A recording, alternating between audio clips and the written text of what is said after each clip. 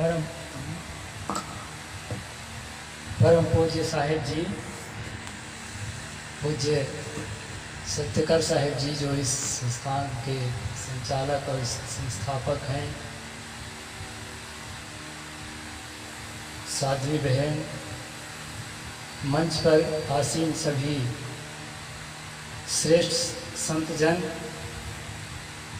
अभी संचालक महोदय द्वारा मेरा परिचय बताया गया है। गुरु दरबार में जब हम भेष ग्रहण करते हैं तो नाम दिया जाता है। सदगुरु स्वर्ण साहिब जी मेरे गुरु हैं और पूज्य साहिब जी मेरे बड़े गुरु भाई हैं जो संचालक का काम करते हैं।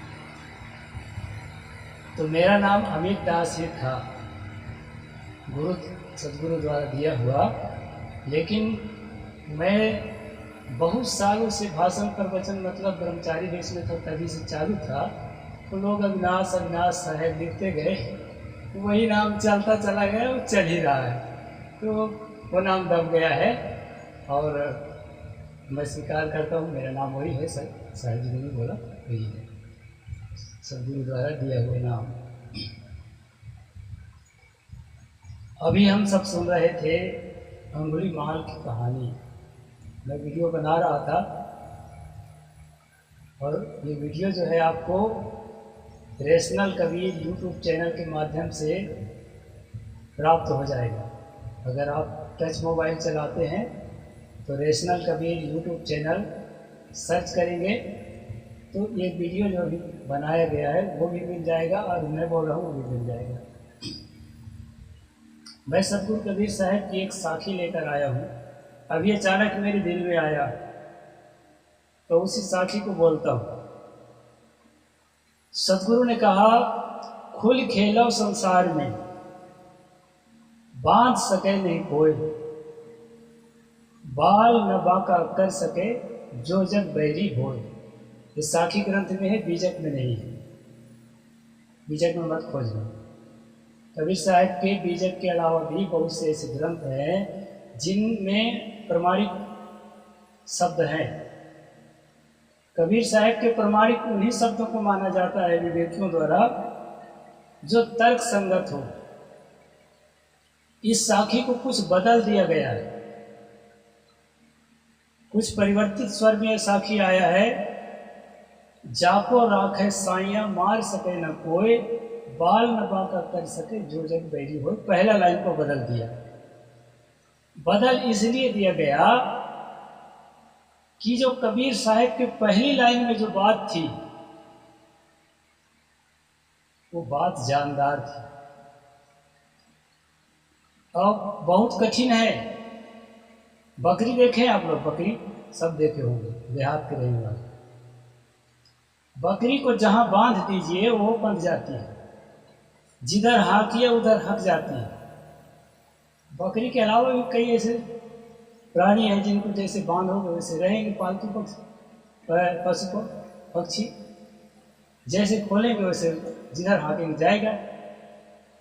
लेकिन सदगुरु कबीर साहब अच्छी तरह से जानते हैं कि हम लोग बकरी नहीं हैं। मैं प्रवक्ता नहीं हूँ, इसलिए कभी कभी साल में 1-2 बार मैं मंच पर आता हूँ, 2-4 बार। ज़्यादातर मैं अपने दवा बूटी में लगे रहता हूँ और मुझे बहुत संतोष है। इसलिए कुछ त्रुटि हो सकती है, उस पर जो है क्षमा मत करना भाई, बल्कि मुझे उसको सूचित करना ताकि सुधार कर सकूं। मैं क्षमा के पक्ष में नहीं रहता और दंड के पक्ष में भी नहीं रहता। सदगुरु कबीर साहब का ना दंड का पक्ष है ना क्षमा का पक्ष है। अपनी का है, मेरी सुने सुन मिले के हो, ये पक्ष है। तो मैं साखी उठाया था, खुल खेलो संसार में, बांध सके न कोई। सदगुरु कबीर साहब को पूरा पता था कि आप लोग हम लोग बकरी नहीं हैं, इसलिए ऐसा कहा। और जहां सत्संग में जाएंगे आप, जिस पंथ में चले जाइए, सब जगह क्या होता है, वेद की पुत्री सुमृति भाई सो जेवरी कर लेते ही आई। ये जितने धर्म ग्रंथ है, केवल स्मृतियों की बात नहीं है, जितने धर्म ग्रंथ है ना, उनको पढ़ पढ़ करके उनकी कुछ बातों को याद करके वक्ता आपको सुनाता है। उस जगह मैं भी हो सकता हूँ। वक्ता आपको क्यों सुनाता है? वो इसलिए सुनाता है कि ये मेरी बात को स्वीकार कर ले, मेरा फॉलोअर हो जाए, मेरे पीछे चलने वाला हो जाए। तो क्या मिलेगा? मुझे पैसा मिलेगा। नाच मेरी बुलबुल तो पैसा मिलेगा। और क्या मिलेगा? सम्मान मिलेगा। तो ये पैसा और सम्मान आपको इस काम करने से रोकता है। किस काम?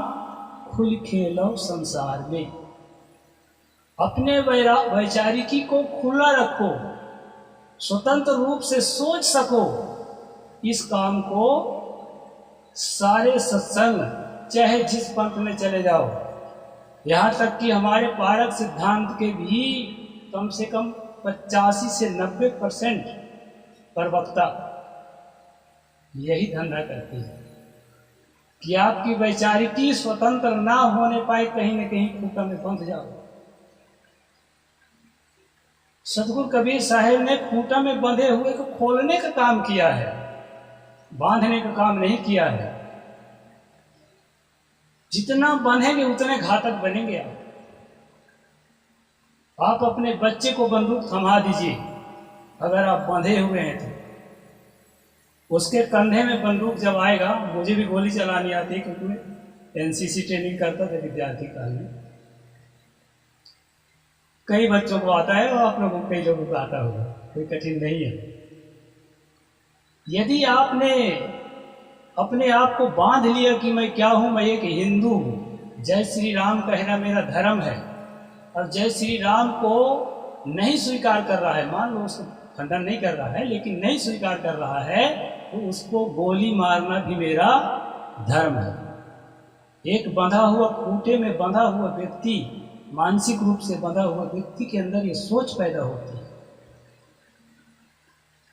और ये सोच कहाँ ले जाती है मालूम? मनु मानेसर कौन है जानते हैं? मोहित यादव उसका नाम है। गौ रक्षा के नाम से गोली चला करके 2 लोगों को मार करके किसका क्या बिगाड़ लिया? अपना करियर बिगाड़ लिया। कितना भी पढ़ा लिखा हो, पीएचडी होल्डर हो, उसका कोई मूल्य नहीं। ना उसको सरकारी नौकरी मिलेगी, ना किसी बिजनेस क्षेत्र में जाएगा तो वहाँ उसको ना तो इज्जत मिलेगी। और एक बात ध्यान में रखना, सबसे कीमती बात मैं बता रहा हूँ।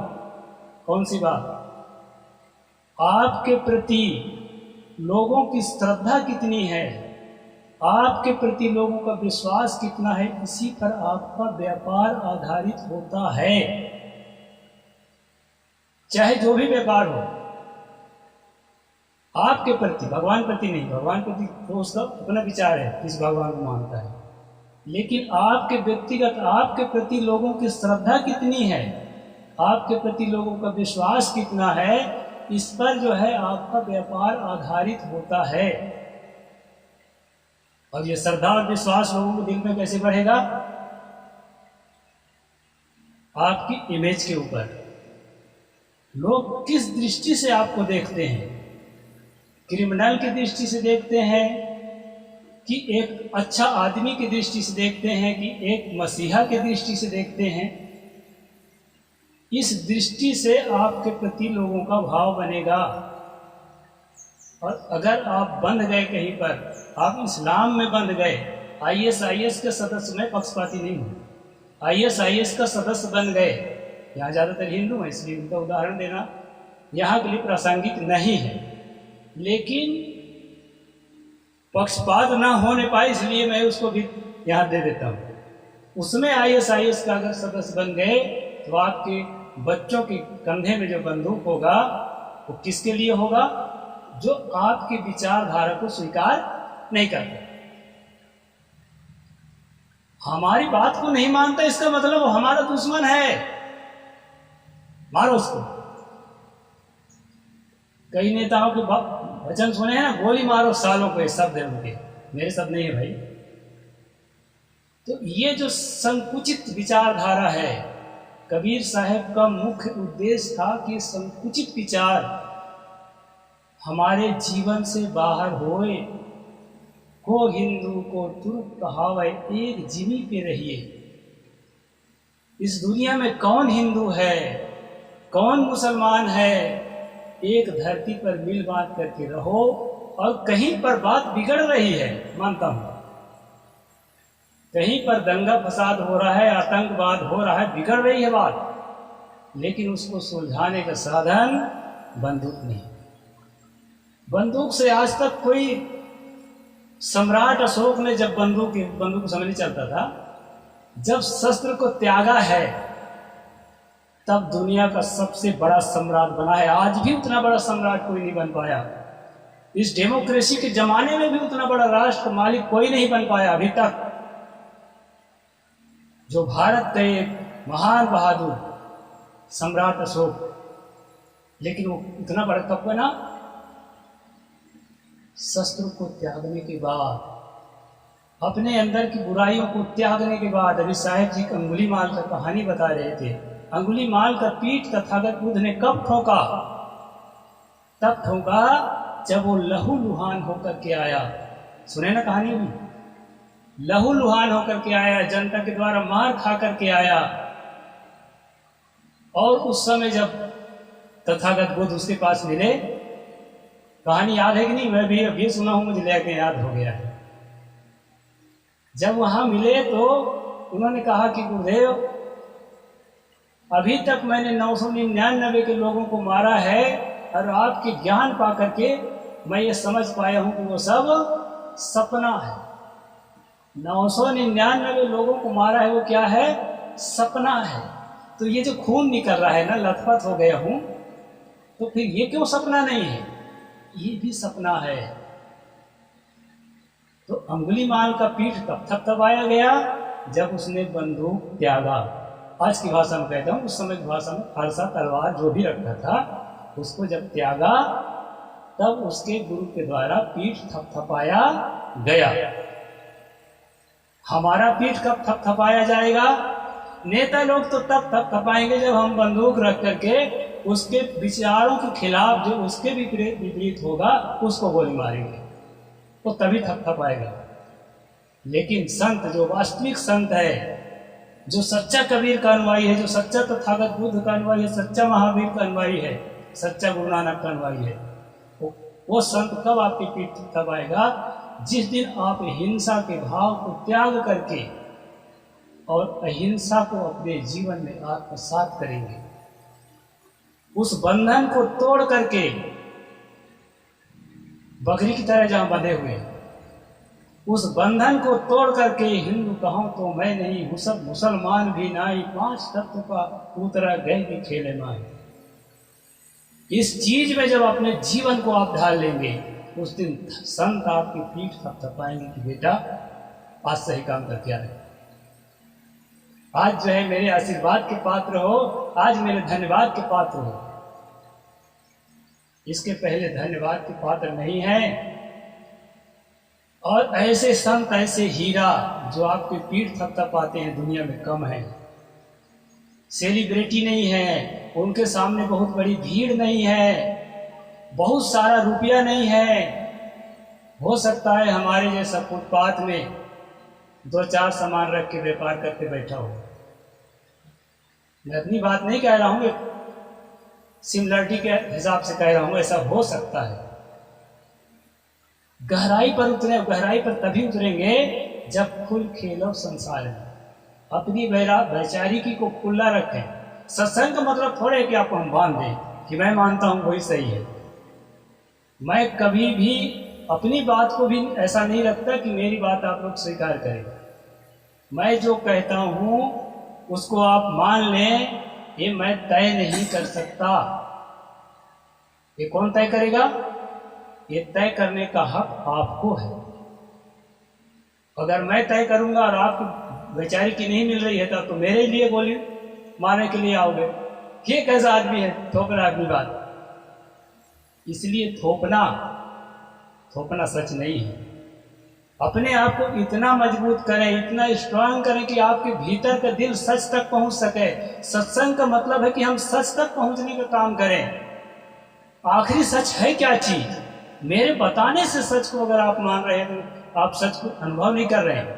हो सकता है मैं ठीक ठीक बता दूं, लेकिन आप अनुभव नहीं कर रहे हैं, मेरी बात को फॉलो कर रहे हैं। फॉलोअर मत बनिए आप, अत्यधिको भाव अपना प्रकाशक खुद बनो। सदगुरु ने कहा, हो हुजूर ठार कहा था, तुम स्वामी हो हुजूर, हो मालिक हो।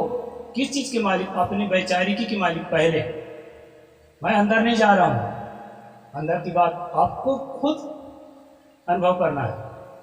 अपने वैचारिकी का जब तक आप मालिक नहीं बनेंगे, अपने अंदर प्रवेश नहीं कर सकते। चाहे लाखों संत और लाखों अपने आप को सदगुरु और क्या क्या 108, 1008, 1,08,000 लिखने वाले मिल जाएं, आप उस जगह तक नहीं पहुंच सकते। इसलिए कबीर का मंच खासकर इसीलिए स्थापित है कि आप अपने अंदर झांक सकें, हम लोग अपने अंदर झांक सकें और अपनी अच्छाई को, अपनी बुराई को समझ सकें। अंगुली मान लिया, समझ लिया महान होने तो पहले कि सचमुच मैं बुरा था, और अब जो है सदगुरु के शरण पा करके, तथागत भगवान बुद्ध के शरण पा करके अब मैं अच्छा हो गया हूँ। सपना है ये जो लठ मार रहे हैं भी सपना है, क्योंकि उसको सपना नहीं लगता, वो तो संसारी है। वो जानता है कि हमारे दादा परदादा को मारा है, हमारे फूफा को मारा, हमारे माँ इसको तो मारेंगे। वो साधना नहीं कर रहा है ना, आप तो साधना कर रहे हैं। अमली मार को समझ हो गई थी कि मैं साधना कर रहा हूं, अब मैं वो नहीं हूं, अब मैं ये हूं। तो जब तक उसके अंदर के वैचारिकी जागेगी नहीं, खुल करके सोचेगा नहीं, तब तक जो है, जो भीतरी सच है, मैं कौन हूं, ये संसार क्या है, मेरा इसका क्या संबंध है, मैं दुखी क्यों हो रहा हूं, दुखों का कारण क्या है, इन दुखों से मैं निकल कैसे सकता हूं। जब उसमें प्रवेश किया हूं तो निकलने का भी कोई रास्ता होगा। इन सारी चीजों को मंथन करके अपने अंदर जब आप निकालेंगे, उस दिन दुख छूटेगा। उस दिन फिर आप समझ सकेंगे कि निर्वाण क्या है, सहज अवस्था क्या है। ये महात्मा लोग ध्यान करके किस मुद्रा में जाते हैं जहां उसको दुख नाम की कोई चीज नहीं, एकदम परम शांति।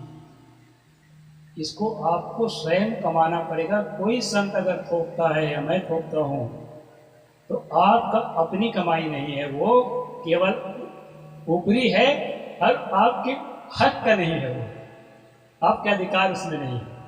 अधिकार तब है जब आप उसको स्वयं कमाएं।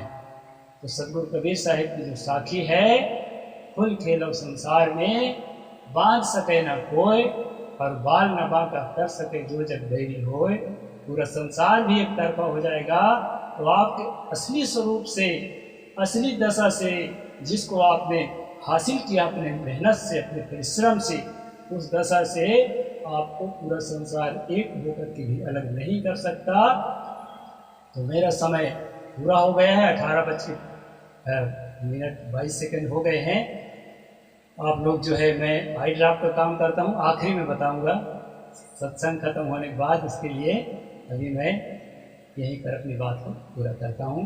बोलिए संत सम्राट सदगुरु कबीर साहिब की जय।